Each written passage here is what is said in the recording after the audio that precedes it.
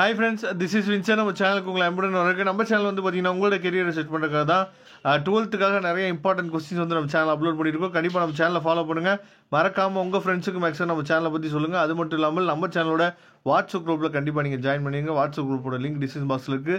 Okay friends, அதாவது வரிசையாக நம்ம ஒவ்வொரு எக்ஸாமுக்காக நம்ம என்ன பண்ணிருக்கோம்னு பார்த்தீங்கன்னா கொஸ்டின் பேப்பர்ஸ் வந்து நம்ம வந்து பார்த்தது மட்டும் இல்லாமல் ஆன்சர் கீ நம்ம என்ன பண்ணுறோம் பார்த்துட்ருக்கோம். எதுக்காக இந்த ஆன்சர் கீ பார்க்குறோம் அப்படிங்கிறது நல்லாவே தெரிஞ்சிருக்கும். அதாவது நம்ம எந்த அளவுக்கு கஷ்டப்பட்டு நம்ம படித்து நம்ம எக்ஸாம் எழுதுகிறோமோ அந்த அளவுக்கு நம்ம முக்கியமான விஷயத்தை மட்டும் என்னாச்சு பார்த்தா கேட்ச் பண்ணி அதுக்கு நம்ம ஃபாலோ பண்ணி நம்ம வந்து எக்ஸாமில் நம்ம வந்து ப்ரொஜெக்ட் பண்ணும்போது நமக்கு வந்து கொடுக்க வேண்டிய மார்க்கை அவங்களால என்ன பண்ணுவான்னு பார்த்திங்கன்னா குறைக்க முடியாது.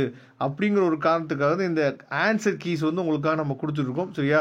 அதனால் இந்த வீடியோஸ் வந்து பார்த்திங்கன்னா உங்களுக்கு ரொம்ப ரொம்ப யூஸ்ஃபுல்லாக இருக்கும்.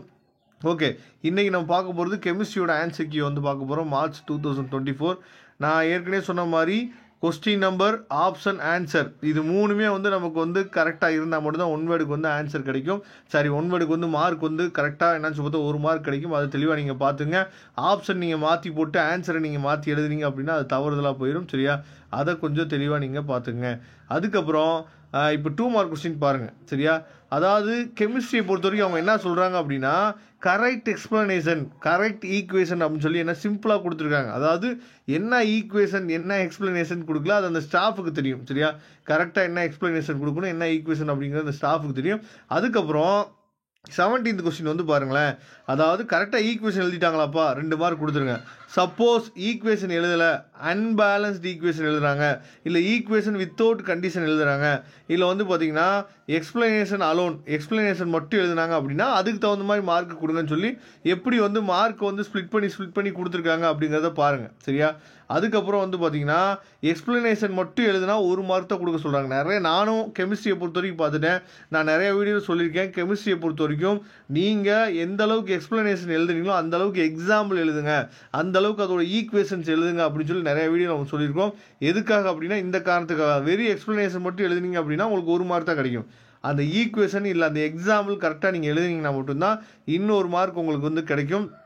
அதை தெளிவாக நீங்கள் பார்த்துங்க வரக்கூடிய நாட்களில். ஏன்னா நமக்கு வந்து அதாவது நம்ம வந்து வெளியே வரும்போது நான் சூப்பராக எக்ஸாம் எழுதியிருக்கேன் அப்படின்னு சொல்லி நம்ம சொல்லிட்டு வரோம். ஆனால் மார்க் வரும்போது நமக்கு வந்து மார்க் வர மாட்டேங்குது. ஏன்ற காரணம் வந்து பார்த்திங்கன்னா இதுதான். அவங்க என்ன ஆன்சர் கீழே என்ன கேட்டிருக்காங்க அப்படிங்கிறத நம்மளால் என்ன பண்ண முடியும் பார்த்தா கொடுக்க முடியல, நம்மளால் ப்ரொஜெக்ட் பண்ணி எழுத முடியல. அதுக்காக தான் இந்த மாதிரி வீடியோஸ் வந்து உங்களுக்காக கொடுக்குறோம். சரியா? அதனால் கண்டிப்பாக நீங்கள் பாருங்கள்.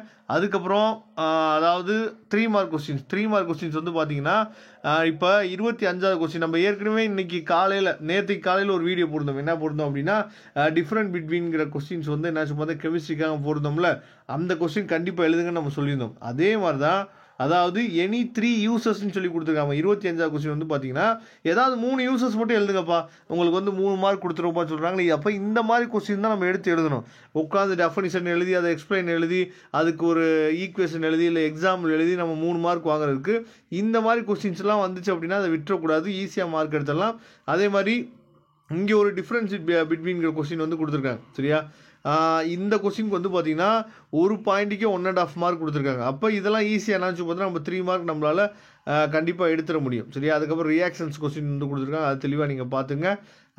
நெக்ஸ்ட்டு வந்து பார்த்திங்கன்னா லாஸ்ட் இயர் வந்து 33வது கொஸ்டின் வந்து நமக்கு வந்து என்ன பண்ணான்னு பார்த்தீங்கன்னா கிரேஸ் மார்க் கொடுத்தாங்க. 3 மார்க் வந்து கிரேஸ் மார்க் கொடுத்தாங்க. அதான் மிரர் அட்டெம்ப்ட் சொல்லி போட்டிருக்காங்க. அதை தெளிவாக நீங்கள் பார்த்துங்க. அதுக்கப்புறம் 5 மார்க் கொஸ்டின்ஸ் வந்து பார்த்தீங்கன்னா எனி டிஃப்ரென்ஸ். சரியா? 3 டிஃப்ரெண்ட் எழுதுனா போதுமானது. அதுக்கப்புறம் எனி 3 யூசஸ் இந்த மாதிரி என்னாச்சு பார்த்தா கொடுத்துருக்காங்க. இதெல்லாம் தெளிவாக நீங்கள் பார்த்துங்க.